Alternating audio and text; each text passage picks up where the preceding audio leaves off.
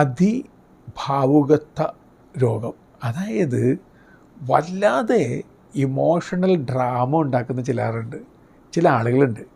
Histrionic personality എന്നൊരു വിഭാഗമുണ്ട് മനഃശാസ്ത്രം അനുസരിച്ച് മനുഷ്യരിൽ. അതായത് ഇവരെപ്പോഴും ഡ്രമാറ്റിക്കാണ്. പൊട്ടിക്കരച്ചിലൊരു ഡ്രാമയാണ്, പൊട്ടിത്തെറിക്കലൊരു ഡ്രാമയാണ്. ജീവിതത്തിൽ എപ്പോഴും ഡ്രാമ കളിച്ചുകൊണ്ടിരിക്കുന്ന ആളുകളുണ്ട്. ഫോർ എക്സാമ്പിൾ, നിങ്ങളാരും ശ്രദ്ധിക്കുന്നില്ല, ഉടൻ തന്നെ നിങ്ങൾ ഡ്രമാറ്റിക്കായി മാറുന്നു. ഡ്രമാറ്റിക്കായിട്ട് മാറിയിട്ട് നിങ്ങൾ ചിലപ്പോൾ ബോധം കെട്ട് വീണെന്ന് വരാം.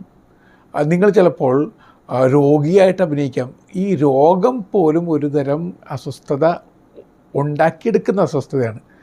ഈ ഹൈപ്പോകോൺഡ്രിയാസിസ് എന്ന് പറയുന്നൊരു രോഗമുണ്ട്. അതായത് എനിക്കൊരു രോഗമില്ല, പക്ഷേ രോഗമാണ് എന്ന ചിന്ത ഒരു രോഗമായി മാറുന്ന അവസ്ഥയാണ്.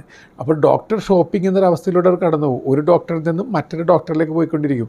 ഒരുപാട് ഡോക്ടർമാരെ കണ്ട് ഒരുപാട് മരുന്ന് കിട്ടിക്കഴിയുമ്പോൾ അവർക്ക് ഭയങ്കര സന്തോഷമാണ്. അങ്ങനെ സന്തോഷം അനുഭവിക്കുന്നതിന് മറ്റൊരു വശം കൂടിയുണ്ട്. മക്കളെയും കുടുംബത്തിലെ മറ്റംഗങ്ങളെയും ഒന്ന് ശല്യപ്പെടുത്തുക എന്ന ഒരു സന്തോഷം. ശല്യപ്പെടുത്തി എനിക്ക് അവരിൽ നിന്ന് പിടിച്ചു പറിച്ചെടുക്കുന്ന ഒരവസ്ഥ.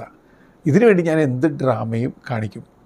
ഇങ്ങനെയുള്ളവർ ഏത് നേരവും ഇങ്ങനെ പണ്ടത്തെ കാര്യങ്ങളെക്കുറിച്ച് വിലപിച്ചു കൊണ്ടിരിക്കും. ഇപ്പോൾ ഒന്നും ശരിയല്ല, പണ്ടെല്ലാം ഓക്കെ ആയിരുന്നു, പിന്നെ വീട്ടിലില്ലാത്തവരൊക്കെ പെർഫെക്റ്റ് ആയിരുന്നു, വീട്ടിലിപ്പോൾ ഉള്ളവരാരും പെർഫെക്റ്റ് അല്ല, മരിച്ചുപോയവർ വളരെ പെർഫെക്റ്റ് ആയിരുന്നു, പക്ഷേ ജീവിച്ചിരുന്ന സമയത്ത് അവരെ കുത്തിക്കൊല്ലുന്ന വിധത്തിലാണ് ഇയാൾ പെരുമാറിയിരുന്നത്. ഇങ്ങനെയൊക്കെ പെരുമാറുന്ന ഒരു ഓവർ ഇമോഷണൽ ഡ്രാമ കളിക്കുന്ന വ്യക്തിയാണ് ഞാനെങ്കിൽ ഡ്രാമയുടെ കാലമൊക്കെ കഴിഞ്ഞു പോയെന്ന്.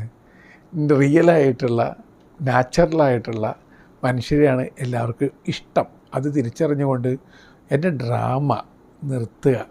ബിക്കോസ് ഇപ്പോഴത്തെ കാലത്ത് ആർക്കാണ് നാടകം കാണാൻ താല്പര്യമുള്ളത്? അപ്പോൾ എല്ലാ ദിവസവും നാടകം കളിക്കുന്ന ഒരു കുടുംബാംഗത്തോടൊപ്പം ജീവിക്കാനായിട്ട് മറ്റുള്ളവർക്ക് ഭയങ്കര ബുദ്ധിമുട്ടായിരിക്കും.